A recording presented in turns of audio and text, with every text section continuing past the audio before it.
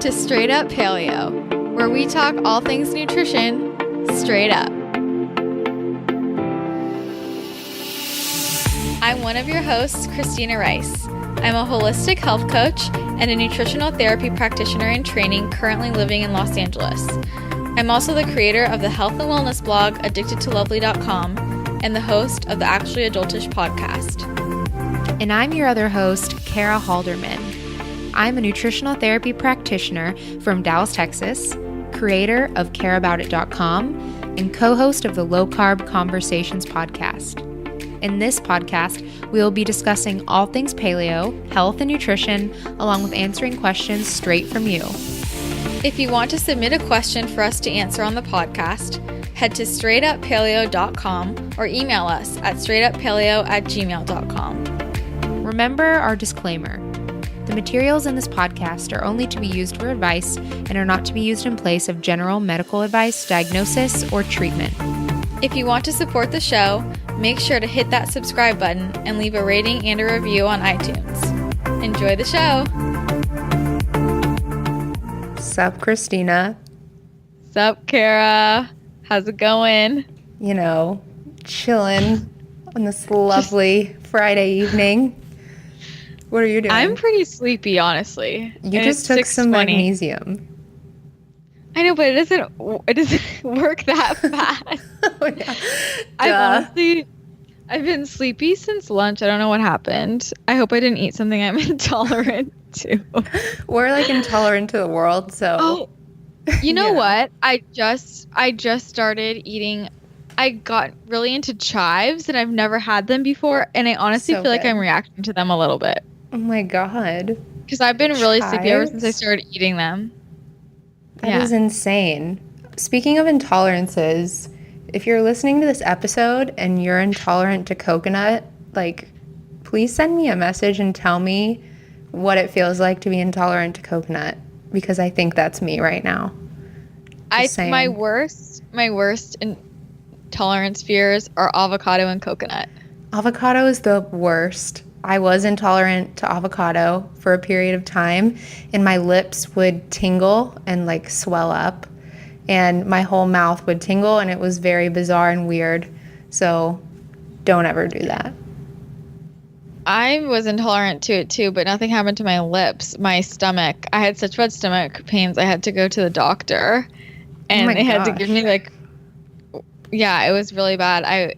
When I was reintroducing them after a low FODMAP, I had a quarter of an avocado, and I literally for 3 days could not move.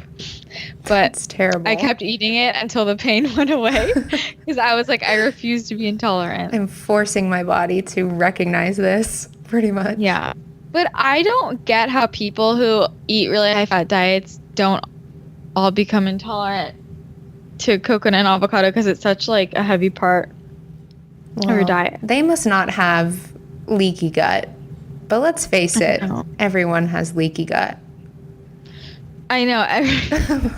We're all doomed to leaky gut. The other exciting thing that happened was today in the mail, I got my mini trampoline. Yay! A rebounder. I'm so excited.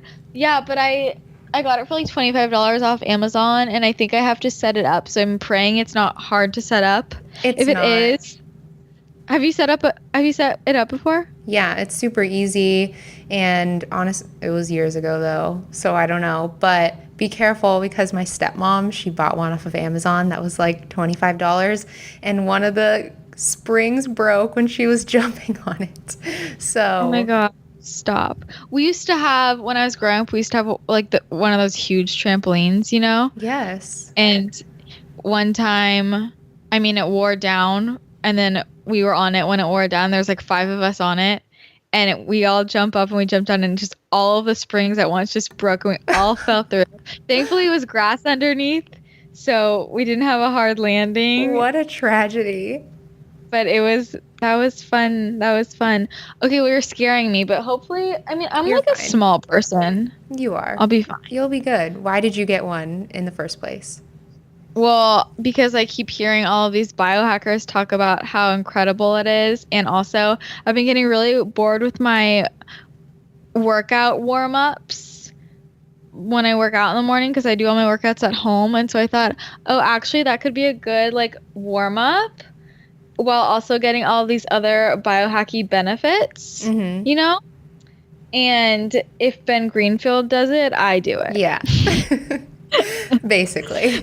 Why don't you tell people, how long have you been doing it? Well, I did it at my parents' house for a really long time when I lived with them. And it's been for years. And basically it just helps speed up like the lymph flow, because a lot of us, our lymphatic system, which is like where all your toxins are getting processed and shipped out and stuff like that, it gets clogged, and the fluid can be like viscous and gross, so it needs help. And when you jump or like do dry brushing and stuff like that, it helps the flow, because the flow of your lymphatic system is upwards, like it's towards your heart.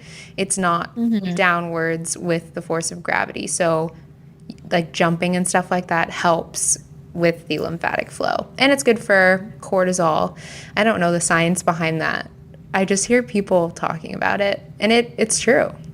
It's fun. And it's just good. It's good exercise. It's good, like low impact exercise. Like so good for people. I think especially for older people, like if they're trying to get exercise, you know, just get a little. I was also thinking though, because as I realized, you guys know I'm obsessed with walks, but once it starts raining or gets really cold, I feel like that's a good thing for me to do instead of like going outside if I can't go outside, you know? Like, and that's a really good idea. I need to release some energy. I can just bounce for a few minutes and then come back to work. Do it. So, yes. But walking in the cold is fun. I like it. It is, but I don't like walking in the rain.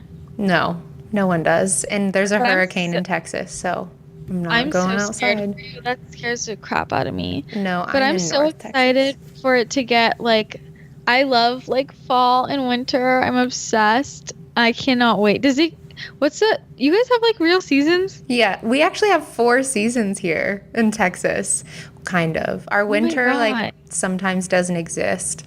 And it'll be like 70, 80 degrees in winter. Wait, what will it be like if I come and visit you at the end of September or end of October? It'll be fall, like real life fall. Like 50, 60 degrees probably. I'm going to have to bring a snowsuit. I'm such a wimp. Literally, if it's like if it's like 75 here, I'm like, it is Antarctica. I have 20 layers on. It's freezing. California probs. Do you? Oh my God! All I want to do is curl up with a mug of tea and watch movies. Well, that's pretty much all I do here. So and bake. Yeah. And bake. Yes. I hope we like the same kind of movies. Well, but I guess we'll see. All I watch is like Hallmark movies. Oh yeah, I'm into it. Cool. The other thing, speaking of walks, everybody asked me to address this on a podcast or a blog post, but I'm honestly just not gonna talk about it in a blog post because I've already written blog posts similar to it. But last night on my walk, so if you guys don't follow me on Instagram, I always go on rants. Well, not always, but often. No, I go on it's rants. Always. Okay. It's always. It's always. I always go on rants on my walks on Instagram stories. So follow me over there if you want to see. But I got really, really pissed off yesterday because I woke up and I saw all of these bloggers reposting this girl who had posted something on Facebook saying that if you have recovered from an eating disorder and you're clean eating, that means you didn't really recover from your eating disorder. Like basically saying like the two can't go together. So you can't eat clean if you're recovered from an eating disorder. And then compared that to somebody who was an alcoholic she's like, that's as if somebody's an alcoholic saying that they're sober and they're still drinking wine and beer. That they really don't relate. I'm like, that is the most ignorant. It's just so ignorant, and it got me. God, my heart is like pounding because I get so. I know. I can see your face. It's completely different. First of all, everybody has to eat food. Okay, so if you have an eating disorder, no matter what, you're always going to have to eat food. Somebody who is an alcoholic, you don't have to drink alcohol to survive. So yeah, you can avoid it, okay? Like it's totally different. And like, but beyond that, ignorant issue. But that was what your rant was about. On my Instagram. rant was about that post because I was so upset because it's absolutely untrue that if you eat clean you can't recover from an eating disorder. It's absolutely untrue. So and untrue. in my opinion, this is why most eating disorder facilities have such horrible success rates and just launch girls into new forms of eating disorders because they try and force girls into eating unhealthy foods that make them feel sick. A lot of times girls they'll go in with anorexia or bulimia and they'll come out with binge eating disorder or something like that. Yeah, it's true. And like actually eating real whole food and having some dietary restrictions, like whatever, eating clean, it's actually setting your gut and your brain up to work better, so you are in a better mood and you have better gut flora. And like we all know that the more gut flora that we have, the better our digestive system, the better it helps out with mood and like mental health. So eating clean, if anything, supports you from recovering from an eating disorder. Like you don't have to eat gluten and dairy and like all the things to prove that you've recovered. Yeah, exactly. And a lot of times eating disorders are wrapped up in gut issues. It's like, unless you heal your gut, you're not gonna. But I got so many messages in response to that rant as usual. But I took a picture because quite a few people messaged me who had worked in facilities and they were like, I'm so happy you're saying this. And this one girl said, I worked in an eating disorder facility. My job was to sit with clients during their meals and encourage them to eat the facility food. It was huge amounts of unhealthy, processed, sugary foods that they were very clearly having reactions to because they clearly had gut issues and health issues. But the staff told them it was all in their head and they wouldn't let them progress through the program or leave unless they ate all the food, and it was literally making them sick and throw up. It was the shittiest thing to watch, and I tried so hard to explain things to the clinicians, but Western medicine just doesn't even recognize gut issues, food sensitivities, and they were just sitting around saying, why aren't these clients healing? That is so sad. I know. I started tearing up when I read that. That is so sad. Oh my gosh. So yeah, that's terrible. Yeah, I mean, I'm not even going to I ranted about that for like a solid 10 minutes, so I'm not even going to reiterate it on here. But it's a really important point because, I mean, I'm just sick of the health shaming in the food blogging space. I'm like, this girl who's saying this, stop health shaming people. It's not okay. The same way people make these statements about intuitive eating, which I've written posts about all of this. They say, basically, unless you're binging on cookies and ice cream, you're not intuitive eating. Well, that's not true. You know? Or they're saying if you're following any kind of diet plan or protocol, whatever, then you can't intuitively eat. Well, that's not true. It's not. No, I'm on a protocol and I intuitively eat like every day. Like all of my meals are intuitively eaten. That's why we are on protocols, because we are intuitively eating, because we know that things don't make our bodies feel good. Exactly. Yes. Oh my gosh. This could be a whole nother episode. But it's true. Whatever. So that's that thing. Well, so I just think it's really ignorant and it's not true. And if you're in recovery, you are absolutely allowed to eat healthy foods. You're allowed to eat unhealthy foods too. You're allowed to eat either. And anybody who's telling you have to eat one or the other, screw them. Yeah. Eat whatever you want. Okay. Yeah. That's the point, is to eat what makes you feel good. If that's healthy foods, like quote healthy foods, then do it. If it's quote unhealthy foods, then do it. Like, you do whatever you need to do. Perfect. To feel good. Yes. Good way to sum that up.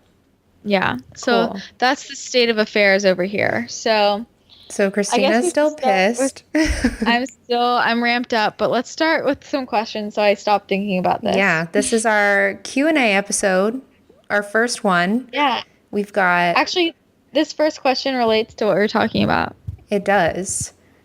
Do you want to start with that question? Yeah, so somebody said, is there anything you know about a chronic loss of appetite and gut issues? Lots.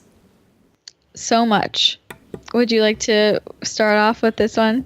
Sure. Okay. There's a lot I have to say about chronic loss of appetite and gut issues. So, a lot of people, they have gut issues, whatever. They get bloating, nausea, all of this stuff, and then they actually just end up restricting their calories because they're so afraid to eat anything.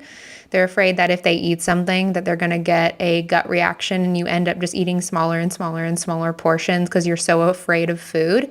And then your metabolism gets really downregulated and your stomach shrinks, so you now accommodate less food.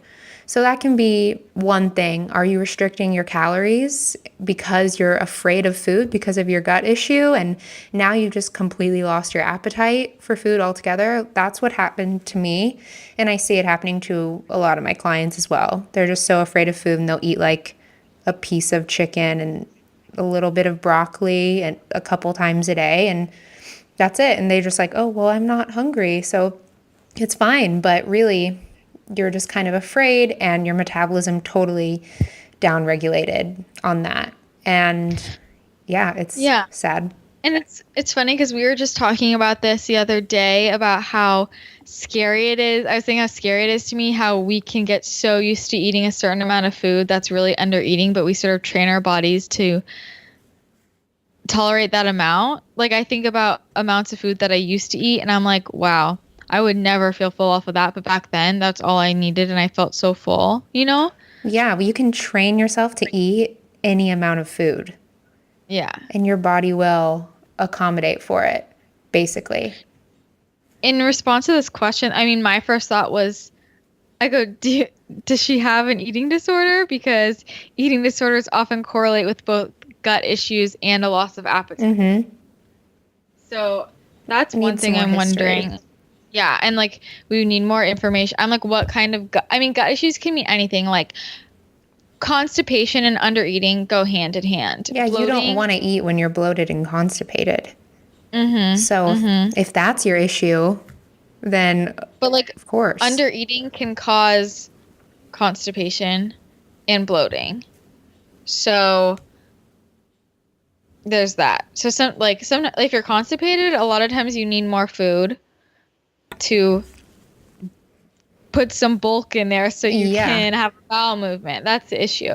Or some water. And another thing is a lot of people, they're really low in stomach acid and enzymes. So if you don't have adequate levels of stomach acid and enzymes, then you're not properly breaking down your food and it's just kind of sitting in your intestines and rotting. Seriously, and that's why you're experiencing a lot of your GI symptoms and your bloating and your gas and your nausea and all of that. And that can also really interfere with hunger. If you don't have proper stomach acid, you probably won't have proper hunger signals as well. So maybe start taking a hydrochloric acid supplement with your food, start taking enzymes, and then you'll have better digestion and maybe your hunger signals will level out as well. There's a lot of things that this could be from, a lot. I know. That's why I was just like, we need more. I was like, is she taking any medications? Like, there are a lot of medications that can just literally turn off your hunger signals and also cause gut issues. Totally. As we know, so many times it's like scares me how many times people's issues are just because of the supplements or medications that they're on and they never would have thought of that, but people just take whatever their doctors tell them and don't think about it. I mean, I've done it. I've had issues and I'm just taking supplements and then I go and I look at the supplement, the back, like I finally look at it and I'm like, oh my God, why am I taking this? My one doctor had me taking something for a month that had soy and milk in it. Oh my God. Yeah. That bothers me so much, the things that they put in supplements. So I can't with that. The other thing is just like your gut bacteria in general, like has so much to do with your appetite and your, like, obviously your gut issues. You know, like sometimes literally getting on a good probiotic and just balancing out the good gut flora can help with both of those things. Yeah, it can. And also, a lot of people are walking around with gut infections. A lot of people have parasites, like they're way more common than you think. A lot of people have candida. A lot of people have bacterial overgrowth. And if you have any sort of infection like that, your hunger signals are probably going to be a little bit messed up too. It can interfere with a lot of things. Hunger is a game of hormones, basically. Yeah. And if you have gut issues, then most likely your hormones are off too. So there's that. I was just reading this study, and they were talking about how E. coli, the proteins released from the E. coli, like literally turns off your hunger signals. And they were like putting them into rats and showing how it completely turned off their hunger signals. Oh my gosh, crazy. Yeah, it was crazy. The other thing is, what is she eating? Because I was also thinking about this in the context of, what if she's eating a really high fat and that's like turning up, she's like not hungry, but she has bad like fat absorption, so has gut issues because of that. Yes, that could totally be something. Yeah. Well, the question was, is there anything you know about chronic loss of appetite and gut issues? It's such a multifaceted question, because I don't know if it's due to gut issues, like Christina said, like do you have fat malabsorption? Do you have carbohydrate malabsorption? Like you could, like we have said previously, you could have low stomach acid as well.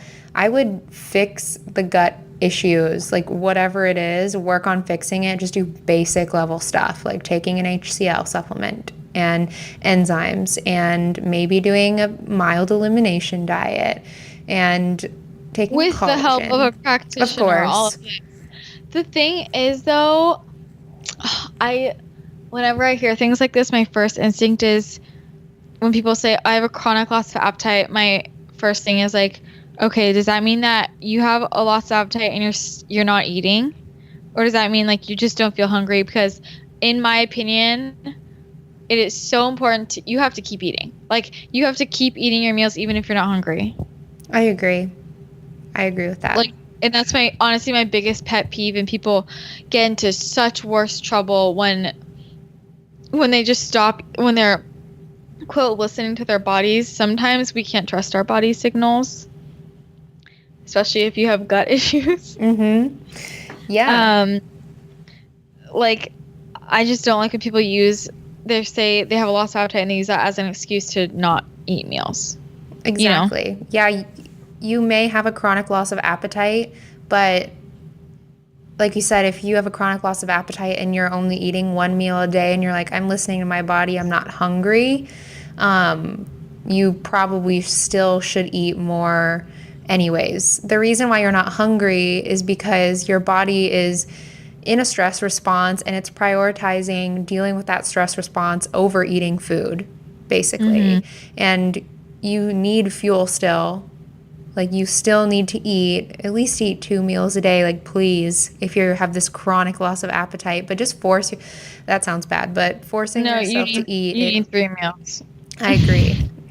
Just keep eating, keep chugging along. It's interesting. We were talking about this too before, about people's different responses to, like, say you feel really bloated and constipated or something, like, quote, gut issues, how people respond to that differently. Like, I'm the type of person who eats more, even, like, my instinct is to keep eating because I want to try and push it through my body. And you're like, I feel so gross, I don't want to eat. Yes. You know, like, and I know a lot of people feel that way. I think I'm the only person I've ever met who is like, I should eat more because I feel gross. Like, because I'm like hoping because I have such experience with the whole not eating enough food causing constipation, because there's just like not enough bulk in my stool to get through. So in my head, I'm like, if I can just have a bowel movement, I'll feel better. And to get a bowel movement, I need more bulk in my body. That's like my logic. Does that make sense? Yeah, that makes sense. It is different literally for everyone, and that may be the Yeah. case. For me, when I'm like that, there's no way I'm going to keep eating food because for me it just keeps bulking up in my system, and when I have to take something like magnesium or drink like a crap ton of water and usually something happens. But yeah, it is crazy how it can be so different with those. Yeah. But I Okay. mean, and if you also, I'm just like, I don't know, the loss of appetite thing. Drink some bone broth. Get something down you. Yeah, please don't do unintentional fasting just because of that. Yeah. No, don't do it. Okay. Well, But I think yeah. we covered that. Next Okay. question. Next one. This is an interesting one. This is a cool one. Yeah. It says, I've read about people taking shots of olive oil to clear out their gallbladder and liver. Is this healthy? What would you suggest as a form of detox? What are your first thoughts? Okay, what was funny is like, I guess I had never thought about it in this context before. Like, I've taken shots of olive oil just like For fun. to get more fat in. Yeah, I didn't think of it as like, oh, is this a thing to do like for detox? Like, I I don't buy into all this like detox. It's Right. like it's this really sexy way to get people to do things, you know? Like you go on some online magazine and like the best way to detox and it's take a shot of olive oil. I'm like, how is that any different than just like adding more olive oil to your salad? But okay. But so then I looked this up and I guess I saw all these recipes for like detox drinks. Mm-hmm. And it's like olive oil, lemon, and water. And they're saying it like detoxes you. And I'm just like, okay, if you want to detox your liver and your gallbladder, follow like a detoxifying diet. And yeah, I think like I don't know. Do you know what I'm saying? It's like I think people think that they're just going to do this one thing and like, oh, I detoxed my liver. And I'm like, that's not really how it works. Yeah, so that was my first thought was why do you want to do this? First of all, I do think that this is a valid thing to do. Like people have actually had really great success with doing a liver gallbladder flush. Basically, you're drinking like half a cup of olive oil and like at night and then taking Epsom salts and drinking like grapefruit juice or something like that. And basically it's to break up all the stones in your gallbladder if you have any and like flush it all out. And you're supposed to basically poop them all out the next morning and you see them. And I know a lot of people that have done this and they say that it's really, really helped them. But I don't think it's something you need to do unless you know for a fact that like your gallbladder is in absolutely terrible shape. Like you're about to get it removed. Like seriously, it's not like Christina was saying, if you want to detox your gallbladder and liver, then do a basic, like honestly, just doing a paleo type diet and just eating higher vegetables is automatically detoxifying, a nutrient dense diet. Yeah. Yeah, that's the thing is like, and like if you want to do something that's really going to support your liver, like focus on foods that are going to be really nutrient dense and that have a lot of the vitamins and minerals that like your enzymes need to do their job. Like focus on organ meats, my favorite, livers, but like leafy greens, lots of vegetables, cruciferous vegetables that have sulfur are really great to focus on. Beets and beet greens are especially awesome for liver gallbladder. Yeah. Do that. I haven't done. I don't think I've ever had beet greens actually. They're really bitter, but you take beta TCP, right? Or yeah, it's like a beet concentrate supplement. If you guys don't know what beta TCP, it's a supplement from the Biotics line, and it's basically meant to help with liver gallbladder flow and stimulating bile. And that's really what you want when you're trying to detoxify your liver and gallbladder. You want to stimulate the bile production. And, you know, the way to do that is to eat more fat. You have to eat fat in order to stimulate the gallbladder and liver to produce bile. And then you won't have sluggish backup in your gallbladder. If you're constantly eating fat, you're triggering it and it won't get stagnant and back up and have stones. So there's a lot of things that go into gallbladder and liver. But making sure your diet is like on point and you're eating nutrient dense foods and taking a little bit of gallbladder support, whether that's through beets or maybe an ox bile supplement as well, that can just already start to flush things out. Do you feel like 99% of America has fat malabsorption issues because we all were following a low-fat diet for so long? Yes, 100%. Like everyone. It screwed me up so bad.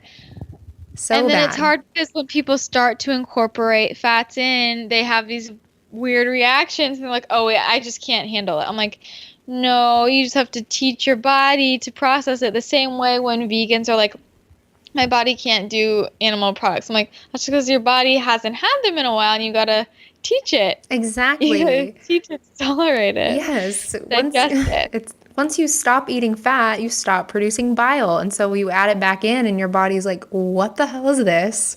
I feel like crap. I don't have bile to break this down. What am I going to do? And it's the same thing with eating animal protein if you were vegan. Like Christina said, you stop producing stomach acid. You don't stop producing stomach acid, but sometimes you produce less when you go vegan because you don't have any protein to break down in your stomach. So then you introduce protein. You don't have enough stomach acid because you were vegan for so long, and now you feel really bad and your food is rotting. Yeah. And that's why you can't just give it one shot and then be like, I'm out. You gotta keep going. Like, because that's what people do. They're like, I tried it that one time and it just didn't work. I'm like, all right, well, you also haven't been eating animal protein for 3 years. So yeah, no, I don't know. We said this wasn't going to be explicit. It's really hard. Whatever. I don't care. Okay. But yeah, you don't need to do shots of olive oil, okay? Like, if you want to do it, make sure that you work with somebody just work with somebody, please. What was funny to me was when I was looking this up, a lot of these like recipes for these liver detoxifying shots. I'm not even joking. It was 2 tablespoons of olive oil mixed with water and lemon. And I'm like, that's not going to do anything. 2 tablespoons of olive oil. That's like a normal amount. Like, I'm like, that's just like, I would just eat that. That's not I'm not like detoxing. I'm doing anything fancy. I'm just eating it. But for a lot of people, the sad thing is, for a lot of people, that's a lot of fat at one point, and that could be more fat. I know you do, but that could be enough for somebody. That could be enough fat for somebody that doesn't eat that much for their gallbladder and their liver to start stimulating bile again and get the juices flowing. Like that could work for somebody who maybe hasn't eaten so much fat. But for people like us who just pour stuff on our foods, that's not going to do anything. In a true gallbladder flush, you're drinking like half a cup of olive oil or castor oil at a time, not a shot. Yeah, that's but I don't different. recommend. Do you detox? What does that mean to you? Do I detox? Okay. I don't do detox diets because your body is continuously detoxing like every second of the day. You don't need to do that. When I think detox, I think like juice cleanse. That's what I think. No, I think like getting like a really intense massage and like getting some like kinks worked out and like sweating. But that's real detox. Like that's a good form of detox. I think of saunas also, and those are all beneficial. You can do that. Absolutely. Speaking of detoxing, let's move on to the next question. So somebody said, I have noticed in this big Instagram sugar detox and in Whole30 that fruit is sort of discouraged on a daily basis due to its sugar content. I'm not one to obsess with daily recommended amounts set by the government, but I'm concerned now that I may be eating too much fruit, thus sugar, and am inhibiting my weight loss. I feel that if I don't eat a daily serving of fruit, that I suffer digestive irregularity. Suggestions? Woo! This is a big question. Fruit is a hot topic. I don't know why, but there's so much controversy over fruit. Yeah. I actually don't even know that I'm not familiar with the Whole30 outlook on fruit. I think honestly, I'm not either, because I've only done a Whole30 once in my life, and I was like 19 years old, and I said, I don't really want to ever do this again. So I'm not sure.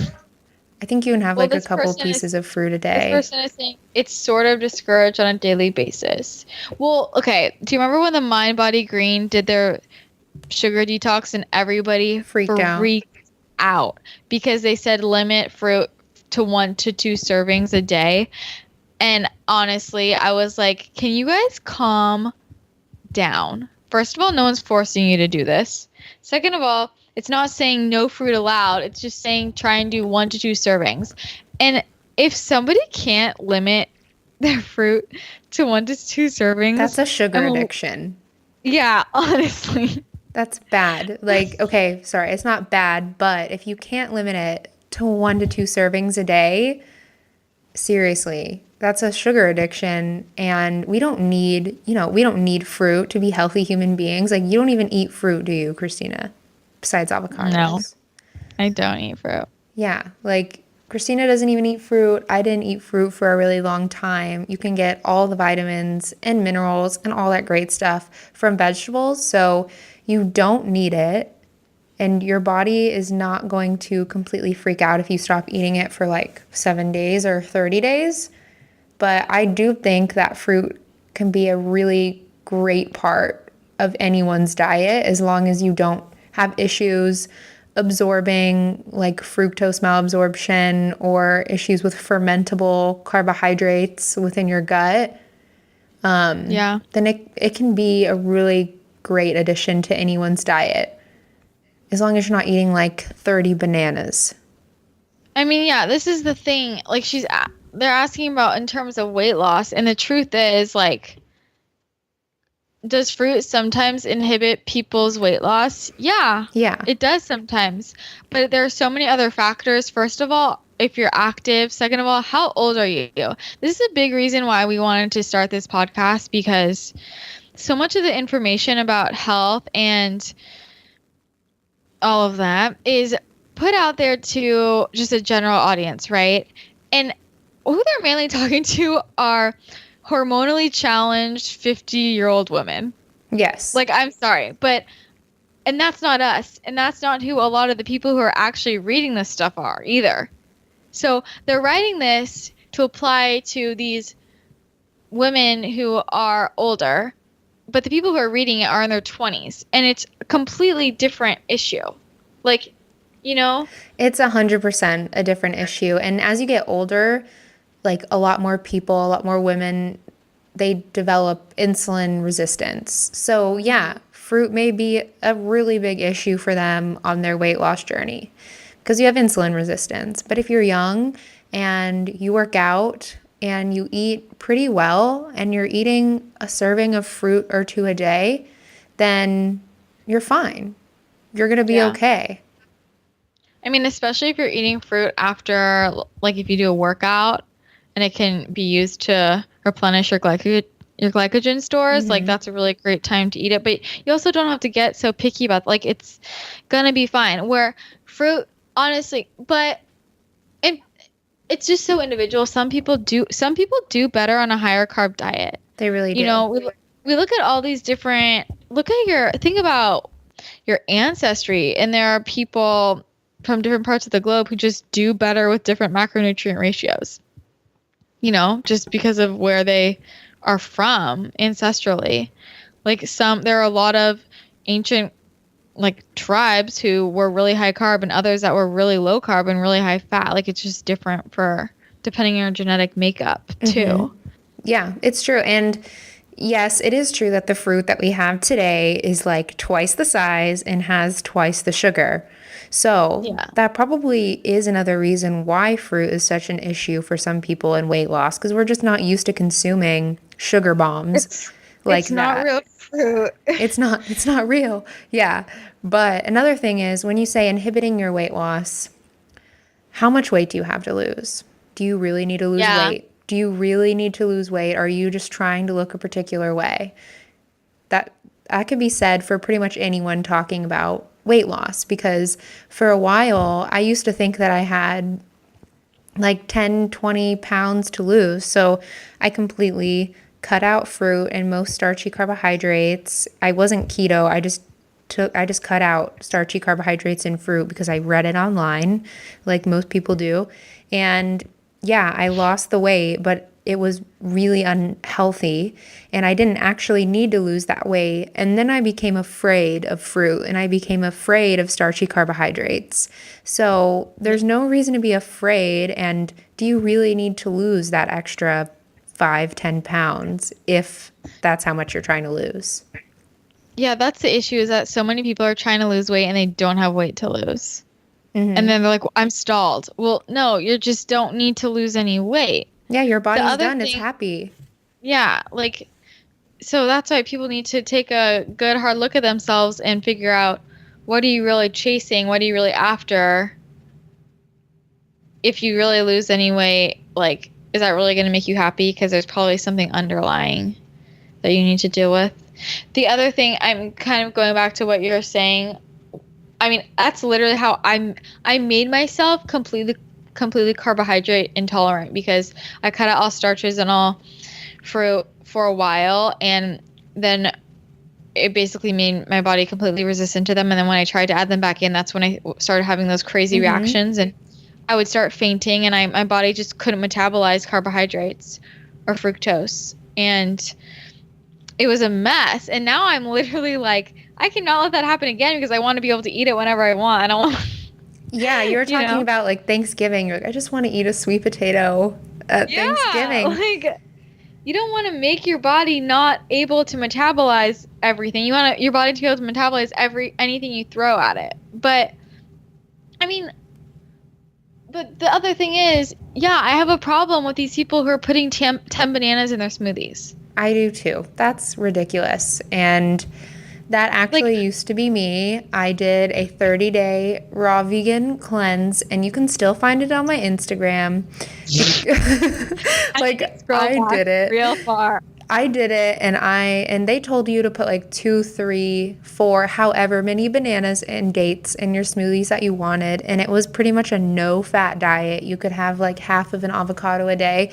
And my health was so bad, and I was honestly so desperate that I threw all of my prior knowledge out the window, and I just did it, even though I knew it probably wasn't going to benefit me in the long run. And I'm not even kidding you. I was pretty much fruitarian, and it ruined my life.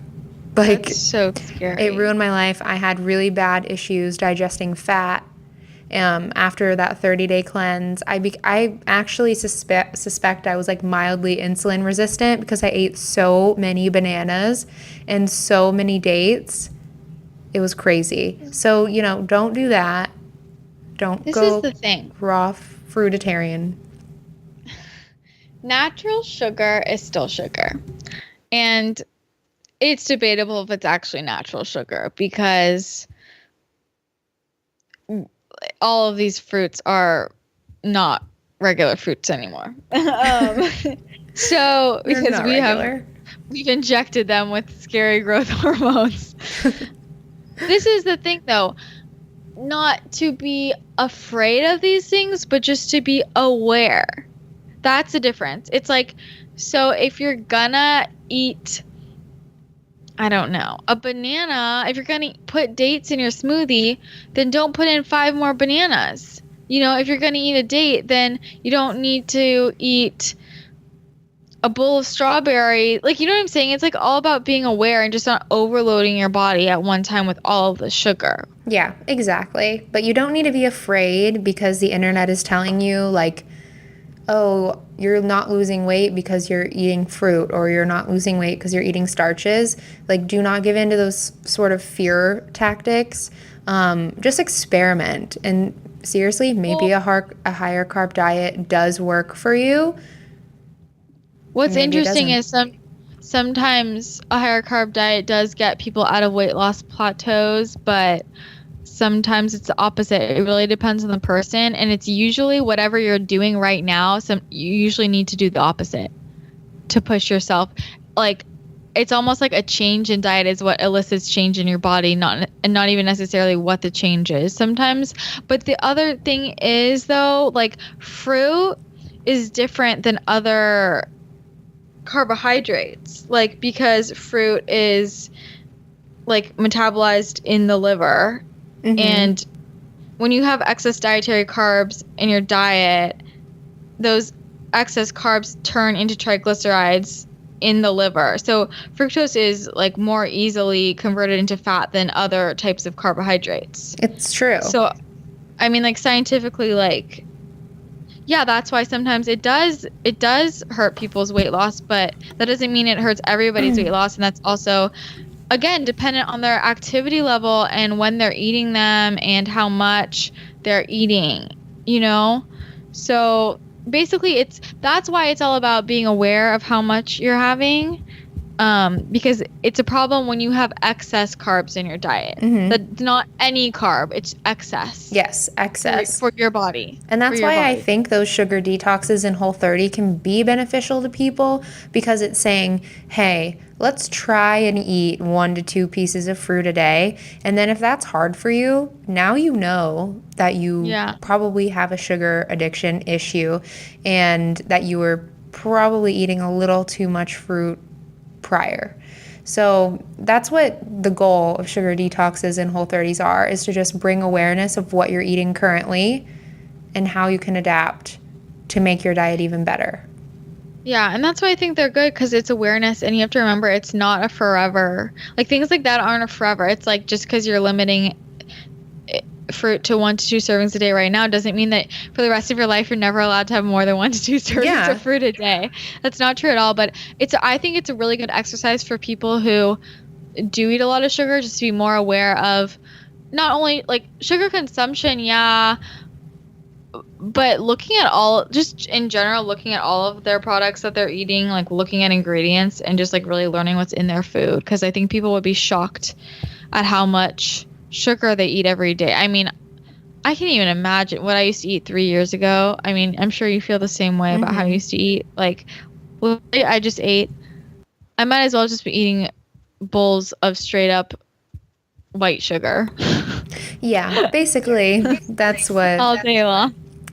That's what I ate too, but I kind of think the bottom line is, like, no, sugar won't necessarily stall your weight loss, but scientifically, if you eat over your specific tolerance for sugar and carbohydrates, yes, it can. But don't be afraid of it, don't fear it, and just cut it out completely. Find what works for you and your body. That may be 1 piece, that may be no pieces, that may be like 5. You never know. And also in the context of other things, like, it's all about when your blood sugar spikes, that creates insulin response, and that's like, when that's happening all the time, that's what's going to lead to weight gain. Mm-hmm. And so it's about like just keeping that spike lower. Yeah. You know, so that's why it's like limiting your fruit to a serving size at one time and pairing it maybe with protein and fat to blunt that blood sugar response. Exactly. Things like that. Or focusing, like, maybe for a little bit, you just focus on more of the low glycemic fruits like berries. Those are going to produce less of a blood sugar spike. So maybe just eat mainly berries or kiwi or whatever the lower glycemic index fruits are, green apples, and try to minimize those blood sugar spikes as much as possible. Or like what Christina said, like pair it with protein and fat. Yeah. Berries are awesome because they're low glycemic and they have tons of antioxidants. Like the ones that are really like, honestly, bananas are just like so carby and starchy. They are. And bananas like aren't real. They don't even have seeds in them anymore. Honestly, if you're going to eat a banana, eat a green one because then you have your like resistant starch. Yes. Yes. I agree. So you can poop then. Oh man. Okay. Well, I don't think we have time for another one. We don't? I don't think. Do we? Sad. I don't think so. I think we'll save this next one for next time. It's a good one too, you guys. I don't know if it's actually a good one, but it's one that I really want to rant about. So, which is why I want to give you time to rant about it. Yes. So, we'll save that one for next time. But basically, what did we talk about today? A lot of gut stuff. We talked about I feel like that's going to be the theme. That's my favorite topic as we've explained before. Mm-hmm. Appetite, olive oil detox. I might go, I guess technically I'm about to go do an olive oil detox times 4 when I eat dinner. Because Christina pours like a 1/4 cup of oil on her food. I go through that oil like no other. Guys, get your Casantrinos olive oil with code Addicted to Lovely. You get 10% off. Shameless plug. No, literally, it's the best olive oil. It really is. Truly. I was good. At Paleo Effects, I was taking shots of their olive oil. So that's the only time that I was going to do that.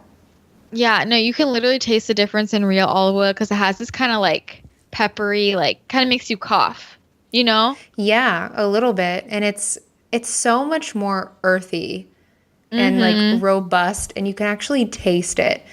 When I buy olive oil from the store, sometimes it just tastes like nothing. And that's because it's vegetable oil. Well, duh. But if you buy the crappy ones, yes, it tastes like nothing. But yes, Casandrinos, good stuff. Yeah, we talked about a lot of gut stuff. But we would love if you send us questions that they would be a lot more specific. So these were just general questions that we kind of got, and we weren't specifying that we wanted more specific information. Like on our website for our little contact form thing, and ask some questions like, what are you eating right now? The more you can tell us about yourself, the better, because with broad questions like these, pretty much all we're going to say is, it depends, Yeah.